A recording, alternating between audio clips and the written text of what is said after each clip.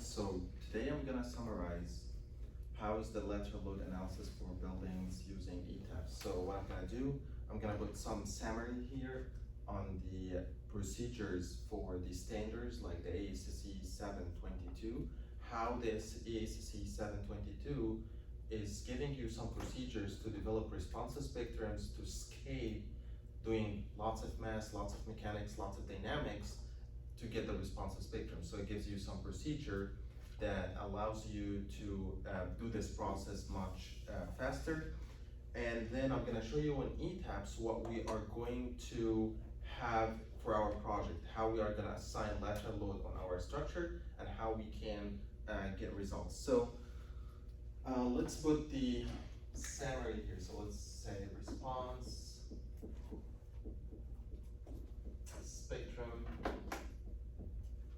analysis using ASCE 722 standards.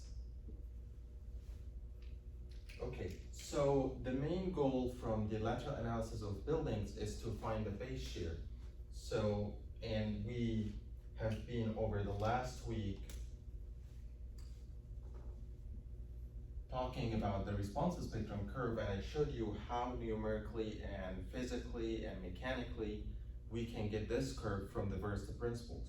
But codes has different ways to do it, but basically the responsive spectrum curve is a general curve that captures the relationship between the fundamental period of the structure and the acceleration, and we call it the spectral acceleration, SA, okay? Why it's a spectral acceleration? Because it's coming from a responsive spectrum.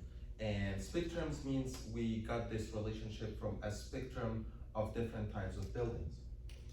So, so basically, this curve is something, the idealized curve is something like this, like a line, and then constant, and then a curve, and then another curve, two curves. And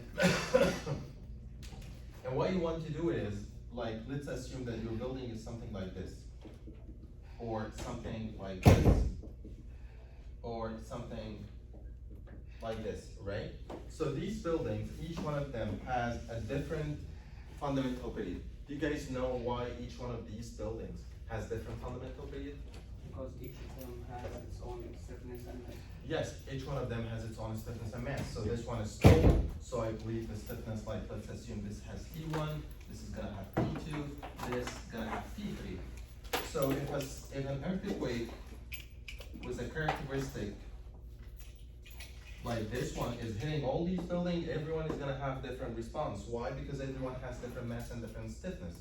So what you should do is, you should take the characteristic of this building, the time, and go to this curve with time T1, and then goes into the curve and get the spectral acceleration corresponding to this building. Same thing, for example, with this building, you will put T2, same thing with this one, you will put T3.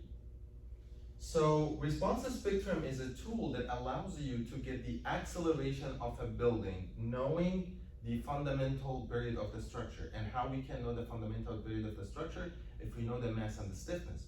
However, you will tell me, how can I get the mass and the stiffness? That's what the software is doing. Software is calculate the masses because we have all the information about the components, and we know the stiffnesses because we know the cross sections, so that softwares can calculate this for us. All right, so let's see what standards do for us so that we can get this one. Okay, the standards do something.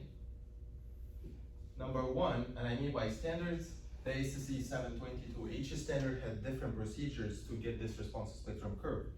But ASCE 72, which is the US one, the verse it says you need to get into the standards and look into a maps. It's called the maximum considered earthquake map. Okay, so first we need to get what is called seismic zone.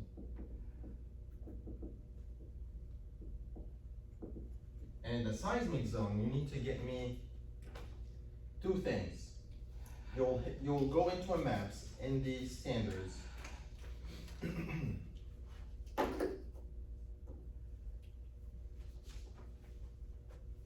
you will go to a map that's called maximum considered earthquake.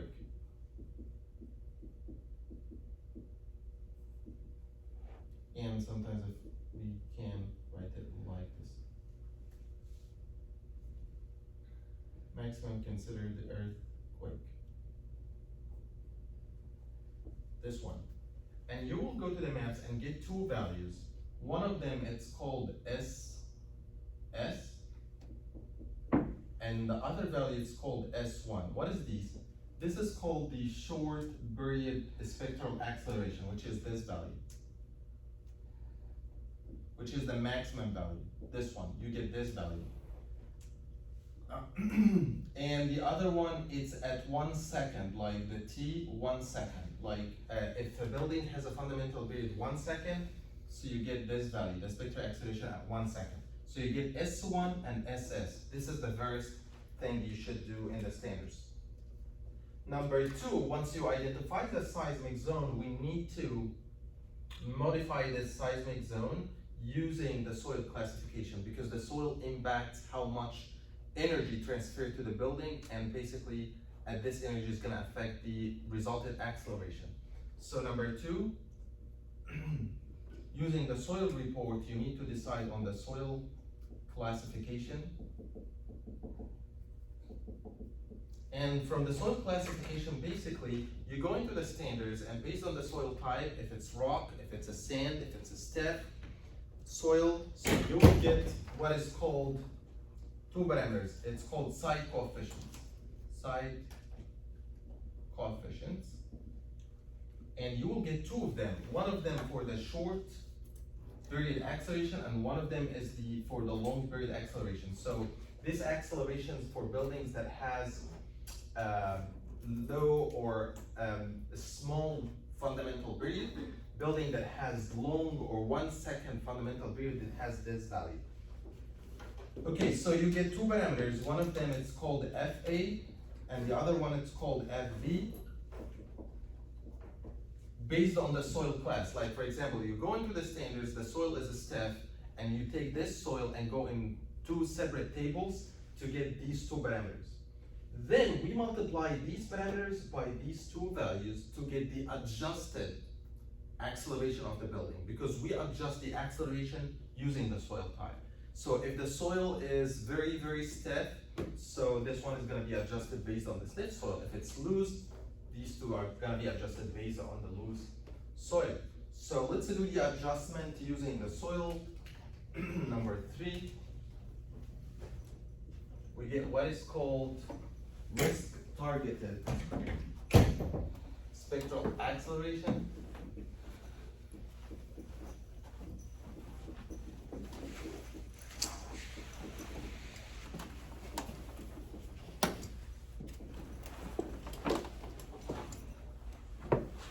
So basically, the risk targeted spectral acceleration, we get what is called SM short and S1 short, SM1.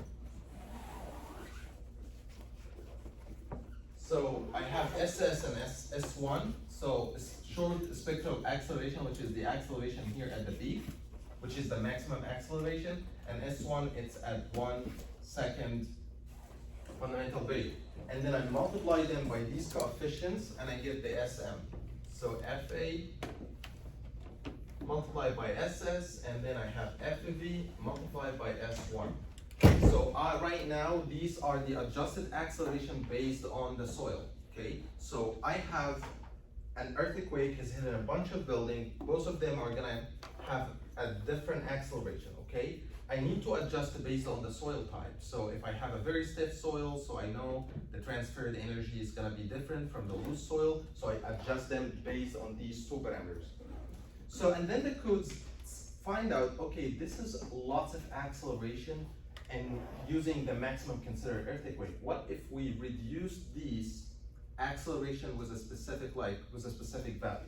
So we get what is called design spectral acceleration. This is number 4. Design spectral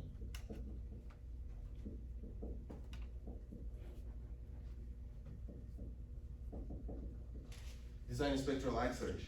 So for the design spectral acceleration, the code tells you, okay, you get the adjusted acceleration after you have done with the soil adjustment, and you get what is called S design short and S design 1 second. And this is equal 2/3 of this value, and this one is equal 2/3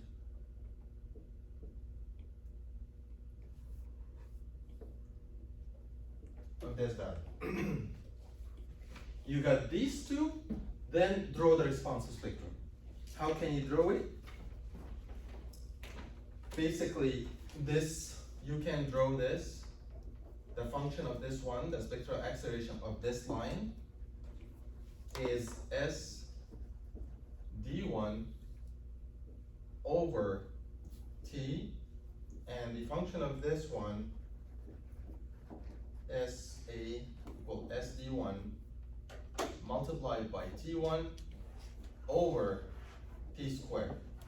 Like it gives you this curve as a function of y and x. Y is the spectral acceleration, x is the t.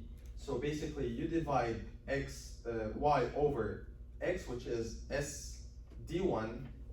This one, you divide s d1 over t, the value of this one. And the other one, the other curve, this part, starting from here to here, it's this one, s d1 multiplied by t1 over the t square of the structure. So rather than going through all the lectures that we have and solving the equation of motion or the differential equation of the structure, the code tells you you will have to do 4 steps to escape all this part, using the seismic zone, the soil classification, and the design spectral acceleration, and then use these two values to build this curve, okay? What is T1? What is T1? Yeah. Is the time, is the period of here, like at 1 second, like, let me check. Oh, TL, T long period, okay, not T1. So T long period is, there is a map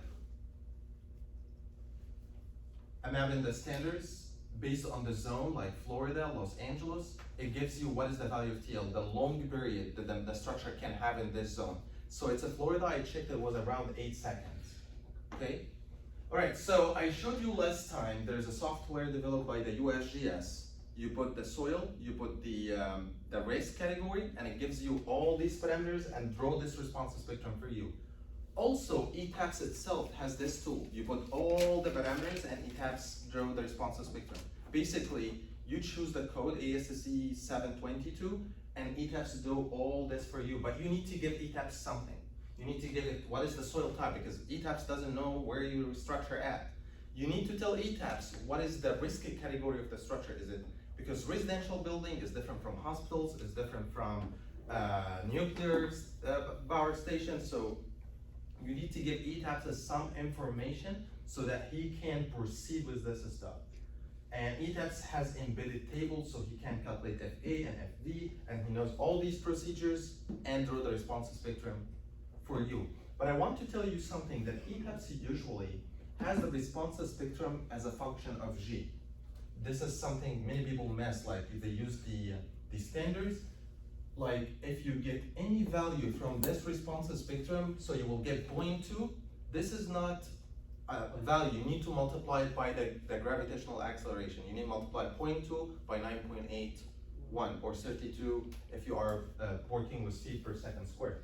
So you need to, don't forget that this is multiplied by the gravitational acceleration.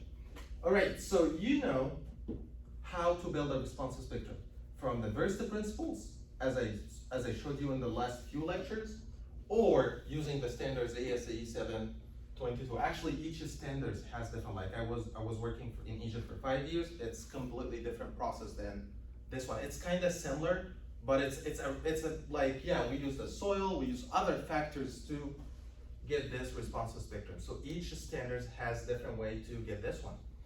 All right, so once you built this curve, why we build this curve? To do something. What is that?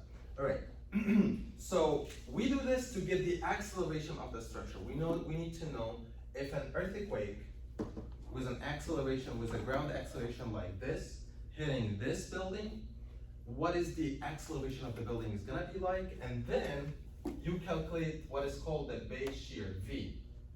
And V is equal to mass multiplied by the acceleration, the mass of the structure and the acceleration of the structure, right?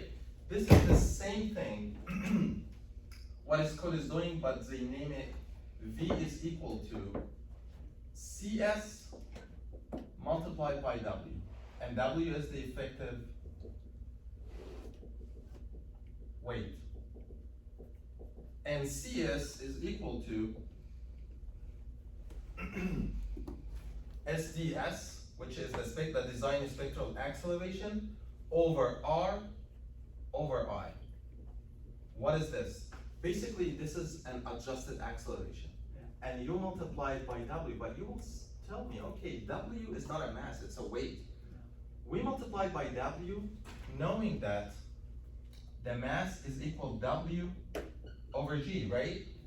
And the SD is functioning G, all right? So the G is gone with the G. All right, so we are done with this one. What is R over I? I just need this acceleration. What is R? I told you that we reduce the acceleration by a specific value. So, and then rather than design the building for bigger cross sections, we make it a small cross section and dissipate the energy in a displacement. So it's a different way to dissipate the energy, okay? What is I? I is an importance factor. So it's something like, this is the same thing like saying, we divide the spectral acceleration by R and multiply it by I, the importance factor. So if it's risk category 2, the importance factor is like 1.1. If it's a 3, it's gonna be 1.2. So we increase the acceleration based on the risk category, all right? Once you get the base shear, which is the important part, this is the most important part, is to get the base shear. Once you get the base shear, so the seismic is done. Like, this is the most important parameter in seismic design. We need to get the value of the base shear at the structure. Once you get it, then you can distribute it whatever you want. You distribute it with the Verist mode using equivalent static forces. You distribute it with a multiple modes using full response spectrum analysis. But base shear is the most important part, okay? And I told you we need to take care of a few things when we do modeling using Etabs. This, let me write it again here. Remember, so right now I got the base shear. So I want to get this base shear in Etabs and distribute it on the structure. So if my building is something like this,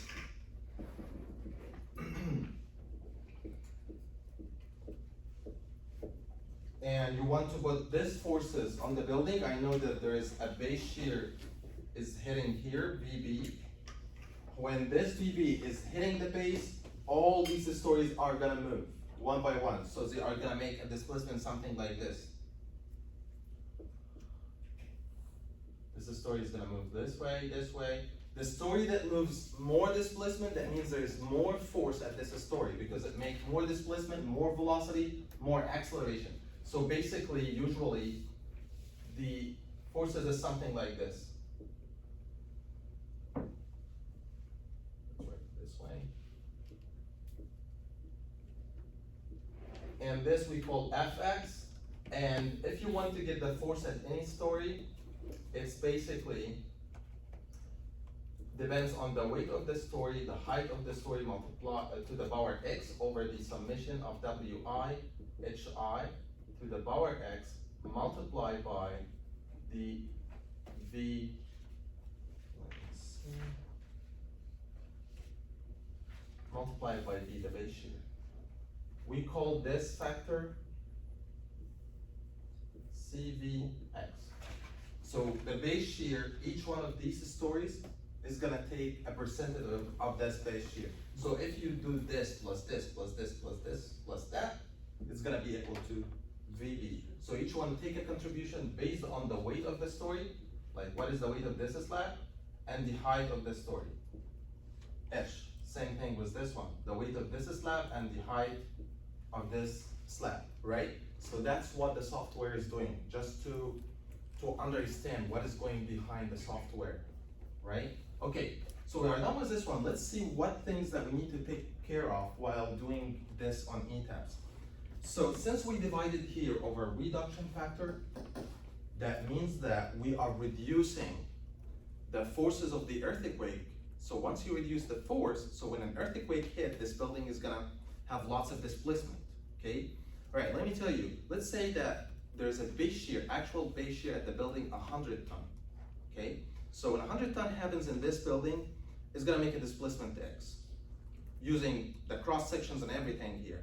What if you design this building with 25 ton? Like you reduce this force 4 times. So how much displacement you're gonna have? Much more displacement, right? So, and once you have more displacement, that means that that means that the cross sections is gonna have more cracking, so there will be some cracked sections, so we need to take care of the cracked section. We need to assume, or we need to assign a cracked sections to our structure. You will tell me, okay, but when I designed my building, and my building is just in place, there's no cracks. So when an earthquake is gonna hit my building, it's an uncracked building. But once the earthquake hit and another one coming hit, there was a cracked section. So we need to take care of that cracked section. So the first thing is, we need to do a stiffness reductions to the element. Number 1 in Etabs, we need to do stiffness reduction. Why? Because we are doing inelastic analysis. Number 2, we need to assign diaphragm.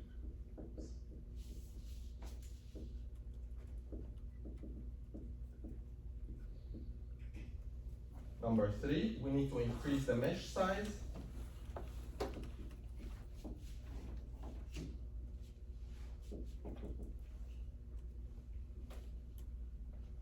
Number 4, we need to define a mass source.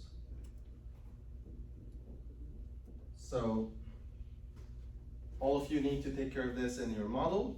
If you didn't assign diaphragm, your model is gonna take forever to run. What does diaphragm means? I told you diaphragm help in making the lateral analysis faster by considering if you have 100 or 1,000 points here. Where is the 1,000 points coming from? Because you have mesh and you have lots of joints.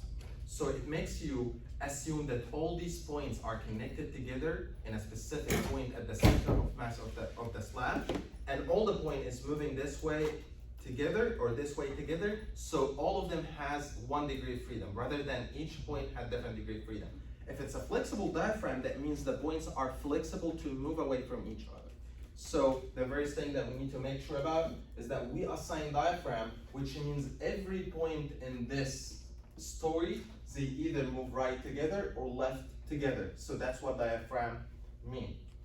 Increase the mesh size. When we do lateral analysis, I told you before, the more that we decrease the mesh size, the more accurate analysis that's gonna have. But this is for gravity loads, because we were careful about how this slab is gonna bend this way or bend this way.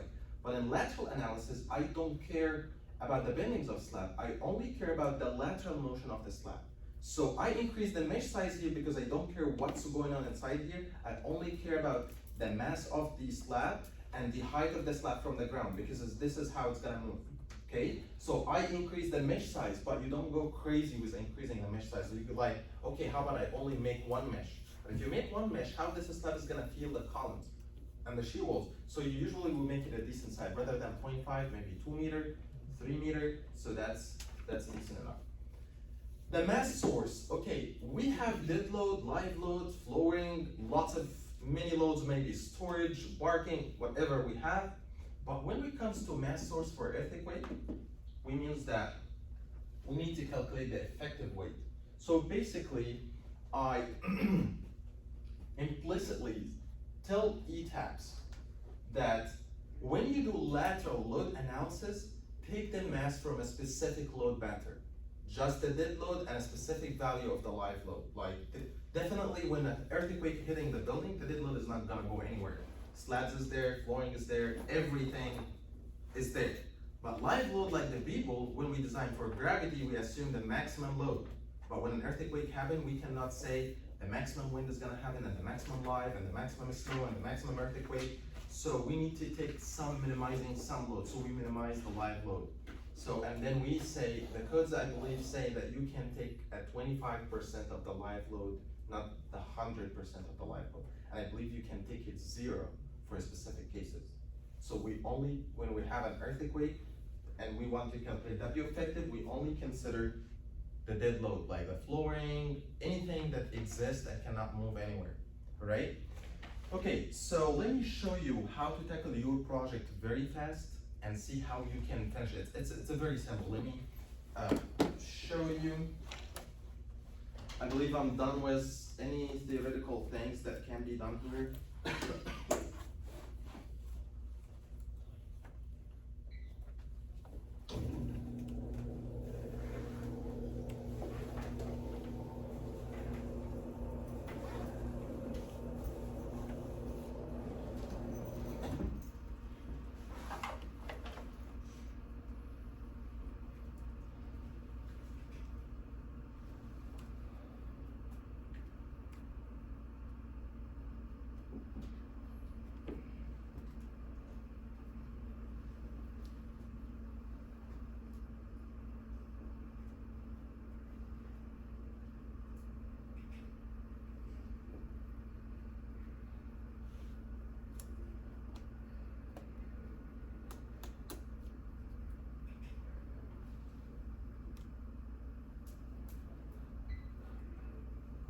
Can we turn off the light? Thanks. Okay, so let's see how you can start with your project. If you didn't start yet, I assume that all of you have already started. First, you will go here, this video, analysis of building using Etabs on my YouTube channel. It's like 70 minutes video. If you watch this video, like this, I believe maybe it's the one after this one. Let me go double check.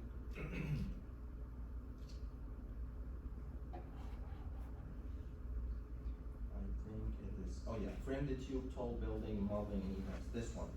It's a 1 hour video. And after you watch this video, 1 hour, follow step by step, you will have a decent tall building like this one. Just 1 hour of your time, defining all the cross sections, see how we import the AutoCAD file to Etabs. You are gonna have a 60-story building with outrigger based on your project. Some of you have the outrigger at the 10-story, 15-story. So I drove 3 outriggers, one of them 15, 40, and in the last story. And don't forget that we have the belt and also we have the outrigger itself. So this is the first step. Just 1 hour of your time, you are done with the geometry. It's done. And then you define the loads. Like you define definitely when you have this as a 1-story, you will go to load patterns, define dead and live load. And with dead, you define 2 things, like the dead, the on weight, which is included in the self weight, dead loads. And then this is on weight. And also you can include in this one, the flooring as well. If you wanted to define a new dead load pattern, like I believe there's a one, it's called here, super dead. You can define a new case, it's called super dead. And put the flooring. Or you can include it in the dead load, whatever. Both of them is fine, okay? So if you include, just for organizing, maybe having the super dead as a separate, it might be a good idea. But I'll have to include it in the mass source. In the mass source, yeah, I'm gonna get to the mass source in a little bit. Okay, so you have these 2 load cases, you are done with the dead load, and then define the live load. So we agreed that we are gonna have the super dead load, the flooring is gonna be 150 kilogram per meter square. I'm not sure, maybe it's 1.92 kilonewton, and the live load is gonna be 200 kilogram per meter square, which is, this is 0.15 ton per meter square, and this one is 0.2 ton per meter square, because we are using ton meter units, right? Okay, so you know the loads that you are gonna use, everything. So right now, this model, I don't care about the gravity load, like I don't care about, maybe you show me one bending moment to the slab, because I told you to assume reasonable spacing between the columns, like in interior, I did 9 meters, because I have a slab 50 centimeter, but what if you did a span of 20 meters? That's not acceptable to have a span inside your building 20 meters, that means the slab thickness, I don't know, maybe 70 centimeter, which is not. So I told you to maintain interior spacing around from 6 maybe to 12 or 10 meters, okay? So whatever you can see is reasonable within this distance, it will be okay. And the spacing between these columns, each one of you has this spacing. Some of you have it 2 meters, some of you have 2.53, which is the spacing between the columns of the tube, right? So this model is ready to put the earthquake. Like, let's just shake this model with an earthquake load. Knowing all this information, let's see what Etabs is doing to do this. You can go to the USGS website, this one, and if you don't know, you just maybe go to Google and search USGS Design Ground Motions. And you go to this website, US Geological Survey website, and then you will go to ASCC 7 hazard tool. In this hazard tool, you are gonna search the city. We are gonna do Miami, so you will go Miami as the city, Miami, Florida, search. And for Miami, Florida, we are gonna check seismic, and then the risk category is 2, because this is a residential building. And we are gonna assume the soil is soil D, step soil. So let me put them here. So the zone, or the city, is gonna be our city, Miami, Florida, and the soil is step soil type, which is type D. What else? The risk category, if you check the code for residential building, it's risk category number 2, which is importance factor is equal to 1. All right. So once you are done with this, you will view the results. It will take a second, then you can show a summary, and then you will have all the information that I was putting on the board. Like I tell you, what is the SS, what is the S1, what is the SM, the SD, the TL, the long period, which is 8, as I told you, 8 seconds. So everything, even the responses spectrum, if you want to show the responses spectrum, it shows you all the responses spectrums for this zone. All right. So once you take all these parameters, you will go to Etabs here, and then let me double check one thing before I move on.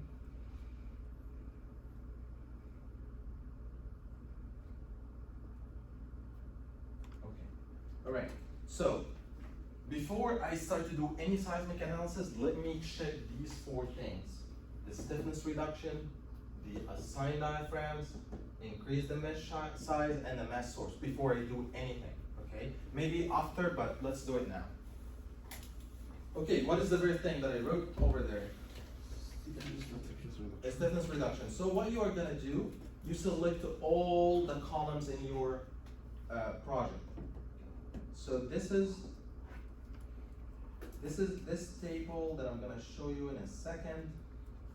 According to the ACI code, what is the effective moment of inertia that you should use for cracked section? So columns, we are gonna reduce the column stiffness by 30%. So we are gonna assume that the columns are working by 70%. The walls, we are gonna stick with 70%. The beams, 0.35. The slabs is 0.25, okay?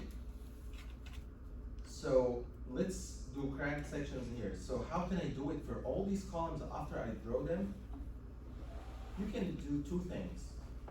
You can go to define section, frame section, and you go to the column, because we only have one column cross section, which is 100 centimeter by 100 centimeters. And then modify, and in modify, we will go to modify or show modifiers. In the modifiers, we can change the effective stiffness of the cross section. So we are gonna say that this column, moment of inertia about x2 is not working 100%. And put 0.7 here and 0.7 here. Why should I put 0.7 and 0.7? Because if the earthquake is coming from X, we need to have 70% effective. If it's coming from Y, 70% effective, and also in torsion as well. If there's a torsional effect on this column, it's also 70%. So we can do it from here. So I'm gonna say 0.7, 0.7, and 0.7. I will do the same thing with the beams. So I have a spandrel beam, 30 by 100, I will modify. And then let me check, I think the beam is 0.35, okay, so I will go to 0.35 here. 0.35 and 0.35. By the way, this is only for lateral analysis. Like if I'm gonna do gravity analysis and I want to know what is the bending moment that I'm gonna design this beam at, I need to get it back to 100% effective, because each one has different concept for design. The gravity load is different from the lateral load. Okay, so done with the beams and the columns. If you want to do the slab, so I only have one slab, so I can go to define section, area section, slab section. I modify the slab 30 centimeter, and I go to where is it? Modify modifiers, and then I will go to the slab. I only need to M11, M22, and M12. So I want to modify the slab stiffness this way, and if it's bending this way, okay, like M12. So, so let's see the modifiers of the slab. So flat slabs are 0.25. So I'm gonna change this to 0.25, 0.25, and 0.25. All right, so right now I have a cracked slab. And let me hit OK.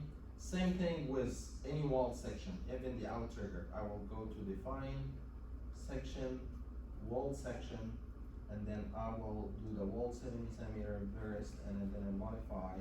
The walls is 0.7, like columns.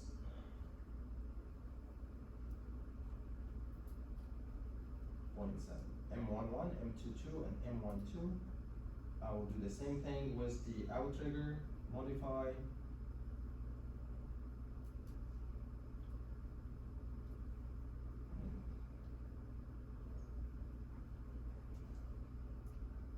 For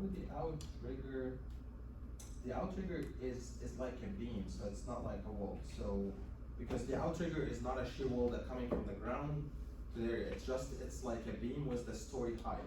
So we will give it the modifiers of the beams, which is 0.35. The walls here is 35. Hmm? 0.35. The walls is 0.7. The crack section. Okay, so this is something, okay, uncracked, but it's still not working with complete stiffness. So what we do actually here, we assume we first run a model with 0.7 of the gross inertia of the walls, and then once you run it, you check the walls, how much the stress is in the walls. If it's exceed a specific value, like all the cross section is cracked, then we go to 0.35. But for this project, we are gonna do 0.7.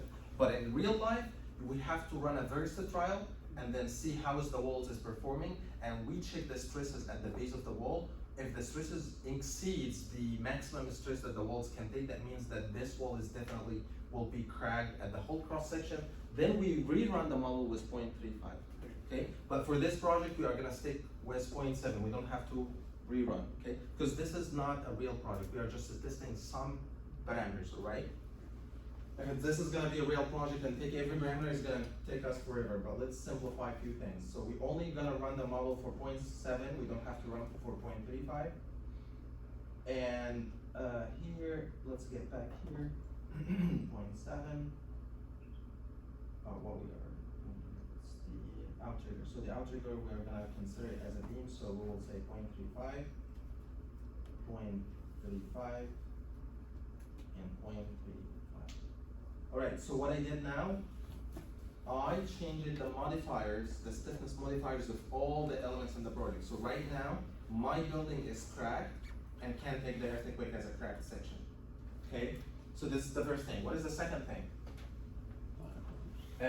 The diaphragm. Okay, so I wanted this slab to move as a one element, so I don't want it to bend it this way. So I will connect all these joints at the columns because I have joint here and joint here and joint there, and connected them with the center of mass and only doing with the center of mass of the slab.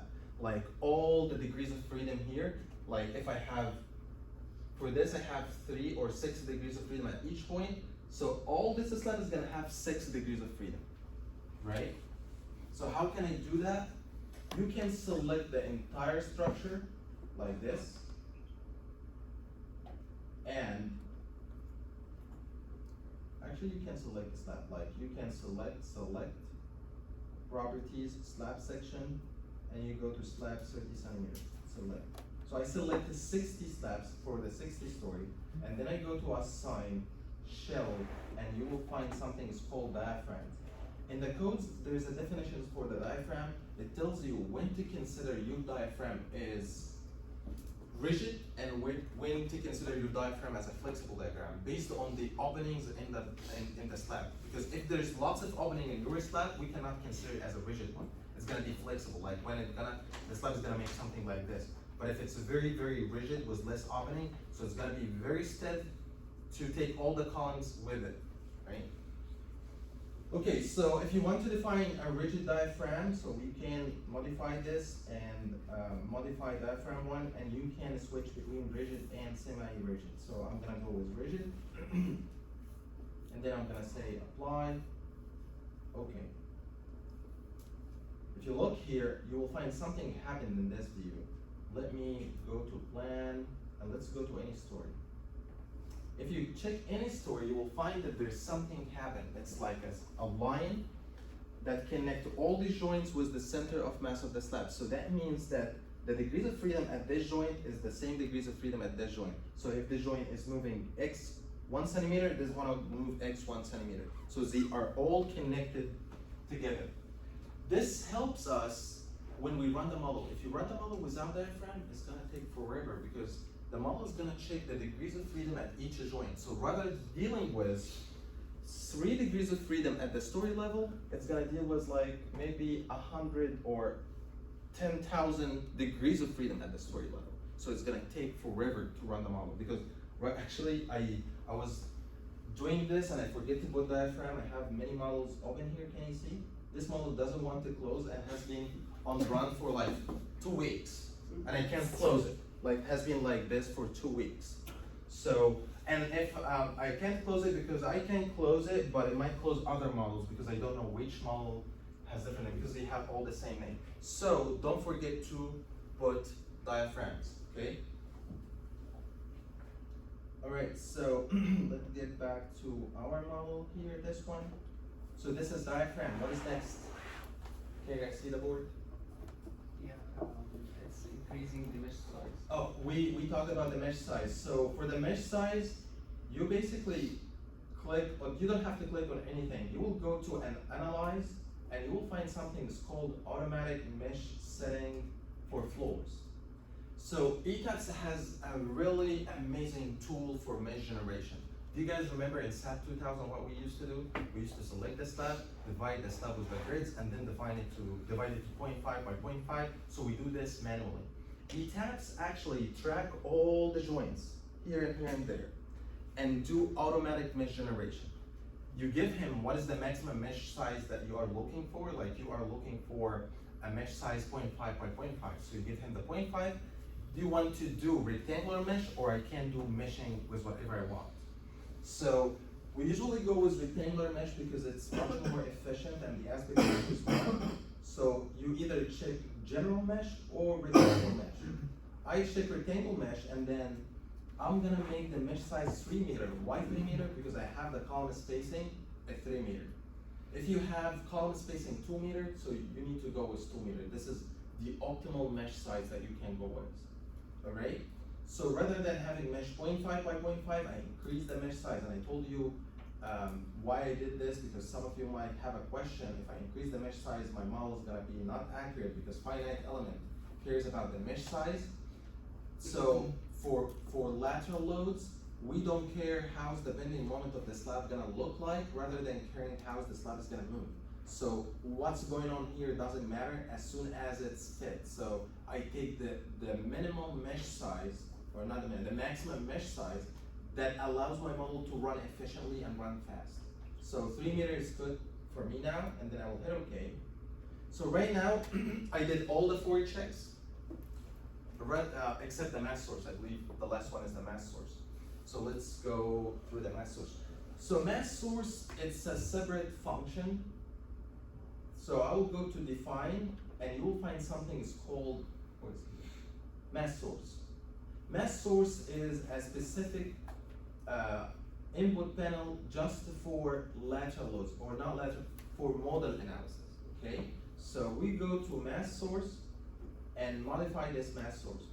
So basically, in mass source, you tell Etabs what is the effective weight of the structure when I do seismic load, okay?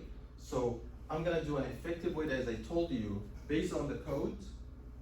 There is, I'm not sure if I have it in the slides here.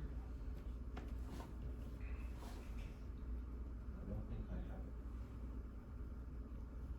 it. Okay, but we are gonna go with effective load, just the dead load 100%. Like if you want to add more loads, you can add a specified load pattern, and you can add dead, like add 100% of the dead load, and the live load you can add, for example, 0.25.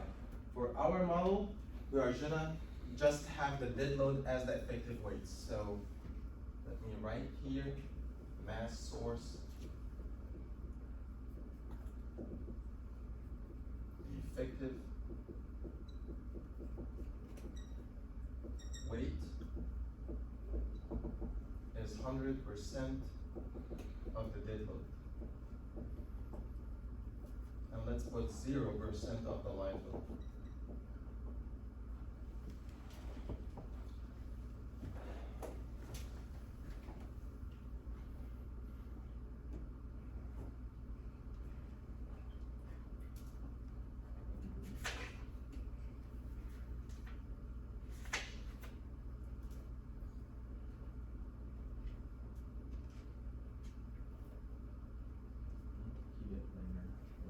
So if I go with this one, so if I uncheck this one, this load pattern is gonna stay there. So let me come back here and delete this one and only keep the dead load. And when I uncheck this, so it takes the effective weight from the self masses and the additional masses. All right, let me check what loads on this slab. So let me right click on this slab. So this slab has live load 0.2 ton per meter square, and also dead load 0.15, which is coming from the flooring, along with the on weight that comes from the self weight modifier. And I don't care about the live load right now because I didn't include it in the lateral load analysis. It's only 100% of the dead load. So I check the 4 points that I need to do. So let's do lateral load analysis. So for lateral load analysis, I'm not gonna do full responsive spectrum analysis. I'm gonna do only equivalent static analysis. First thing that I want to do, I want to define the responsive spectrum according to the US standards. So to do this, you will go to define, and then you will find something is called functions. In functions, you will find something is called responsive spectrum. And then in responsive spectrum, you will pick the code that you want to work with. So I'm gonna pick the recent ASCA 722. this one, and I'm gonna add a new function. Let me remove this one.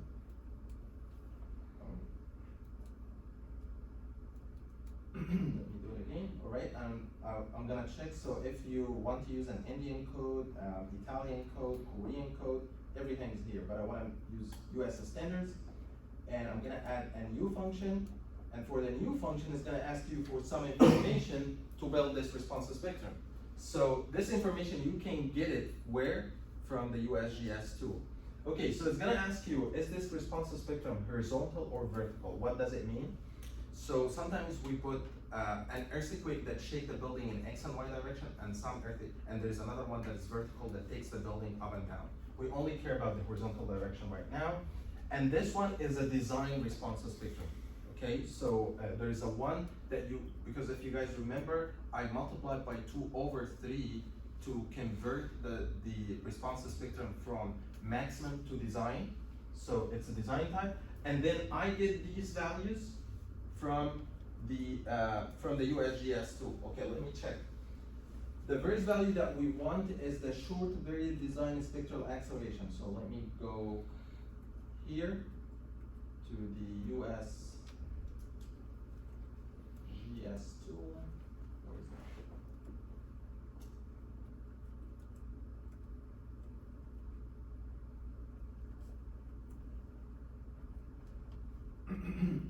Yes, so here, this value, 0.044, it's the S design S. I will take a copy and I will go to Etabs.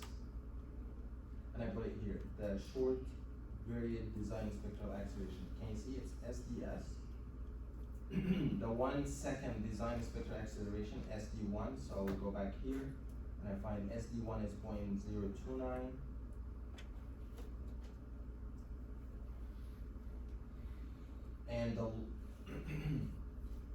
And the long period TL, it's 8, so it's 8 here, so I don't have to change it.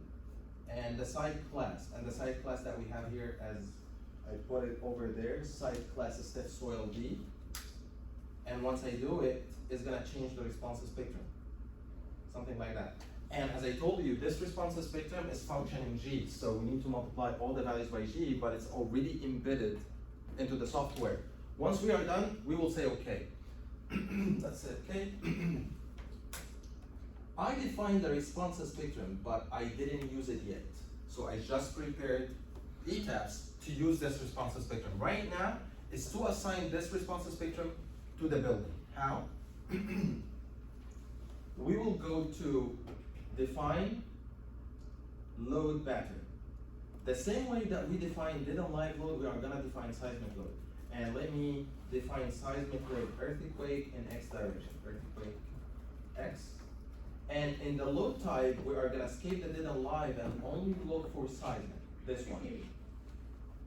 And for seismic, we are gonna include the self-weight modifier as a 0 because we include the self-weight modifier only in dead load. And here, we are gonna assign the seismic load based on the ASCE 722 according to the American standards. And I'm gonna pick this one. And I'm gonna add new load. Once you add new load, look at this one. This one is deactivated, this panel, like modify lateral load, because dead and live is not a lateral load. But once I add this one is gonna open. Add or modify lateral load. Oh, you know what? I didn't record this on Zoom, but it's recorded over there. So I hope this one.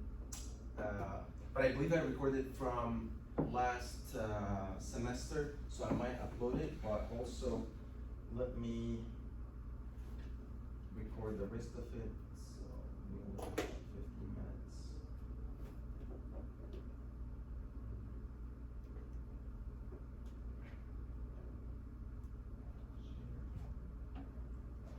After you guys remember what I said,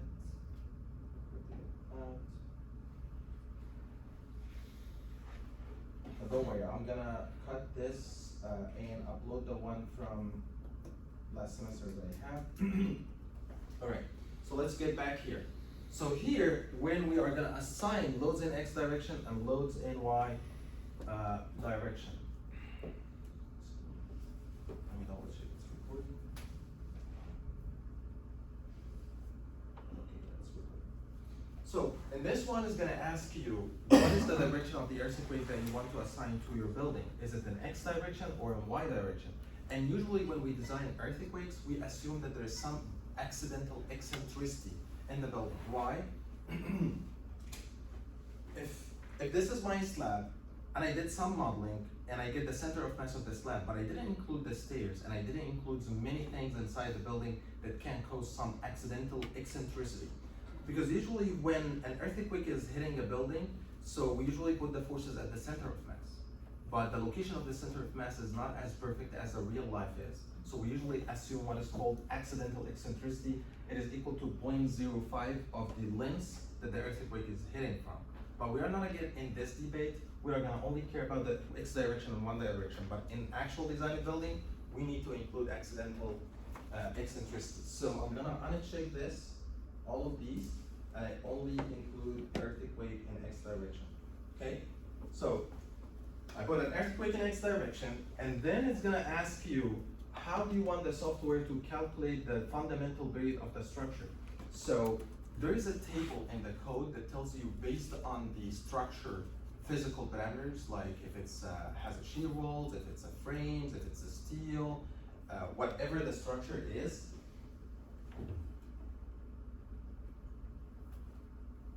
This one, here, this table, and it tells you how to calculate the fundamental period of the structure. It multiplies a factor by the height to the power x. Based on the height of the structure, multiplied by some factors, you can get the fundamental period. And actually looking at all of these, moment resisting frame was lots of information. So we are gonna pick all other structures, which is 0.02 for CT, the factor, and the X is 0.75. Based on these two numbers, I will go back to Etabs and you choose what numbers that you are gonna pick. So I'm gonna pick 0.02 and 0.75. These are the parameters that you will use the height of the building that you have. So the CT is 0.05, and then multiply by the height to the power X. I believe 0.02 multiplied by height to the power 0.75. You can, this is program calculated, so that's the program is gonna calculate it for you. Or if you want to calculate it, approximate, and you put the number here, that's fine, okay? But I already choose it here, and the second thing, it asks you about some information. What is the story range? So it asks you, where do you want to put the seismic load? Do you want to put the seismic load started from the bottom story to the top story, or you want to put the seismic load at somewhere else? Usually the seismic load is coming from the ground. So it is from the base to story number 60. Then this one is gonna ask you for the seismic parameter. And it has method 1 and method 2. So let's see what is method 1. So method 2, it asks you about all the parameters of the earthquake. Like it asks you about what is the spectral acceleration, SDL, SD1, the one that we have from the website. But you will tell me, but we already included this when we defined the responsive spectrum, why we are doing it again. So if you use method 2, it doesn't care about what you defined for the responsive spectrum. But if you use method 1, it will take all the information that you provided for the responsive spectrum. So if I click on method 1, it will ask you, where is the responsive spectrum that you want me to get the parameters from? And we just defined one is called function 1. Actually, we didn't name it. Let me double check. Let me save this one. Is it okay? Okay. Define functions, responsive spectrum. Oh yeah, we didn't name it. We can modify it so that we can know that function 1 is ASC 722, and let me say okay. And when we go back to define load pattern, earthquake X modify. So when I say method 1, I can't choose ASC 722. You can't choose function 1, but this makes much more organized. So once you click, it's already take the numbers that you already put in your model, and it asks you about some other information, but you can't keep it as is because it's already used all the information that you get from last step. The last bar that you need to define is the factors. It's gonna ask you, what is the response modification factor R? We talked about response modification R to reduce the forces, but how the software is gonna reduce the forces, it needs some information. So that we need to go to the code to get them. Based on the structural system, is it shear walls, is it frames, is it steel frames, is it reinforced concrete frame, and it gives you all this information. So there is a table in the code here. I'm gonna provide you this presentation so you don't look like you can get these numbers easily. So all the boxes that it's in red, this is what we are gonna use. For example, here, I'm not sure if you can see or not, I'm gonna have a special reinforced concrete shear walls because we have shear walls. It gives you what is the value of R. It gives you what something is called over strength factor. It gives you deflection amplification factor. So you will use all these parameters and input them in the Etabs model. So usually 5, 2.5, and 5. So I'll go back to Etabs here, and I put all these parameters, like R is 5. Occupancy, the importance factor is 1, the one that I put here, based on the risk category. System over strength factor was 2.5, and the deflection amplification factor was 5. So I'm done with the earthquake in X direction. If you want to put another one in Y direction, you will do the same thing. Add a new load, you will add a new load like Y, and then seismic, AC 722, and then add new load, and then modify, and keep input all the parameters. But rather than having earthquake in X direction, you will have it in Y direction, and then you will say, okay, after changing all the parameters. And this one, you will make it message 2, and then you change this one, and then you change this 1.5, 2.5. So this is the importance factor 1. And this one is 5. So I included X, earthquake X and earthquake Y, and then I hit OK, and then you run your model, okay? Once you run your model, so right now I did everything. So my model right now is ready to get results, okay? So let's wrap up. You watch one video, you build the geometry of your model, and then you will define the window that we have for the response spectrum using the USGS values, and we put it copy paste, and then we define earthquake X, earthquake Y, and run the model. Once you run the model, you will end up having something like this. So let's see how we can get result from this model, how we can get the value of the base shear. So you guys have multiple models, right? Like around 10 models with different beam parameter, different spacing between something or so. So what I want you to get in terms of results for each model, this is very important. Number one, I want to know for each model, because we are doing a biometric study, I want to know what is the difference in the base shear. Number two, the shear lag. Number three, the maximum displacement.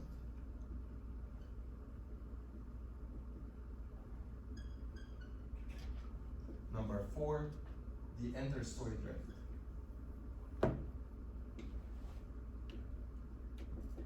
This 4 parameters. So at the end, you are gonna show me some curves. Relationship on the y-axis, the base shear, and on the x-axis, each model number 1, 2, 3, 4, 5, and then you will show me a graph something like this. Another one for the shear leg, and also you show me a graph like this, and this one and this one. So let's see how we can get results from here. Let's see the first thing, the mood shapes of the structures. So let me actually let me run the one that we just built and let it run for some time. It will take around 15 minutes or so, but I'm gonna work on the one that I already run before. Oh man.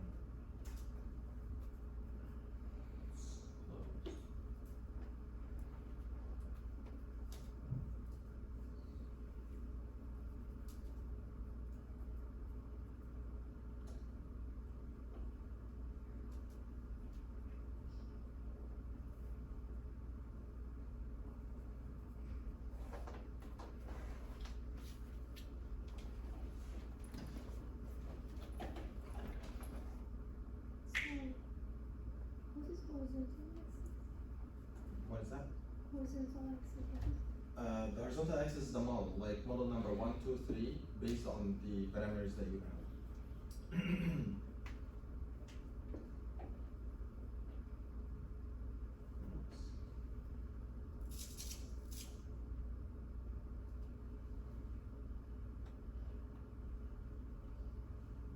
New tab.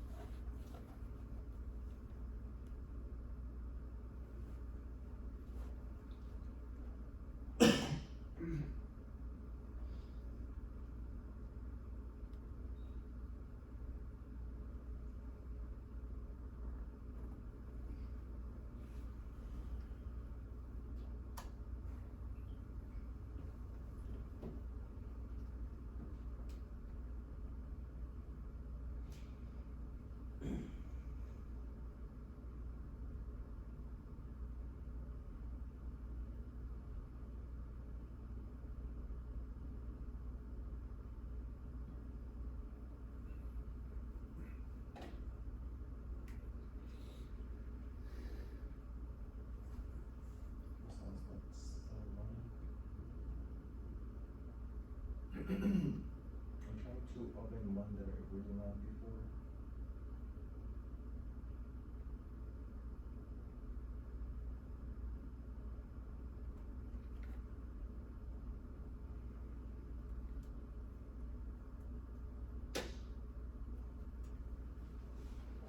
It sounds like this one's stuck.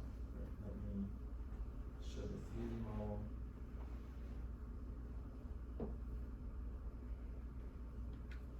So this is how's the building look like.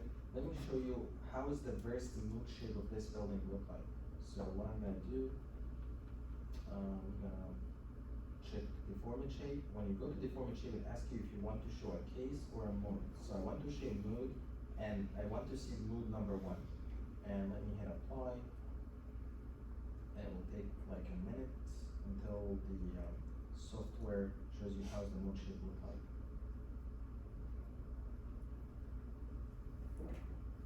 And if I start the animation to animate how this mood shape will look like,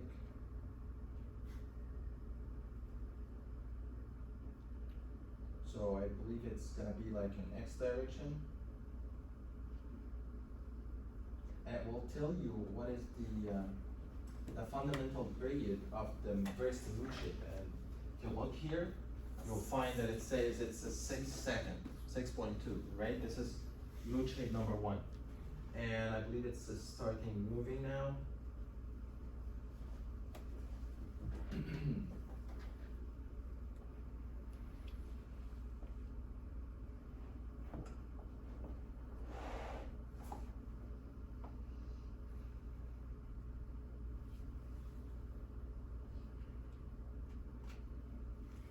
wasn't a good idea the mood shape plus.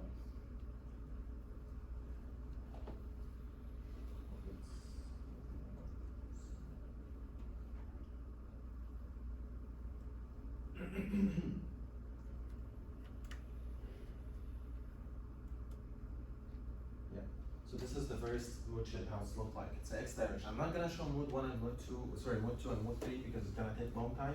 But if we wanna see a summary of the mood shape analysis and the fundamental grade of each one, so you will go to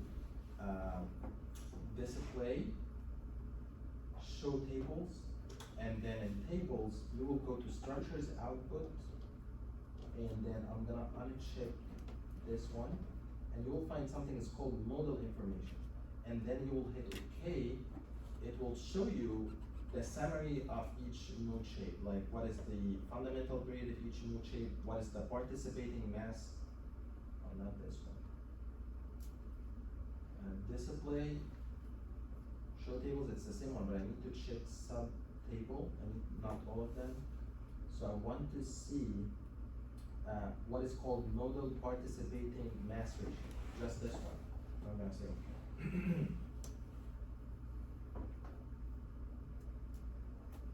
Let's see what we have here. I have 20 modes. I can run more modes, but let's see what is the characteristic of each mode. So it tells you mode 1 has period fundamental beta is, which is the fundamental beta 6.2 seconds, and it shakes 70% of the mass. So 70% of the mass is shaped by mode shape number 1.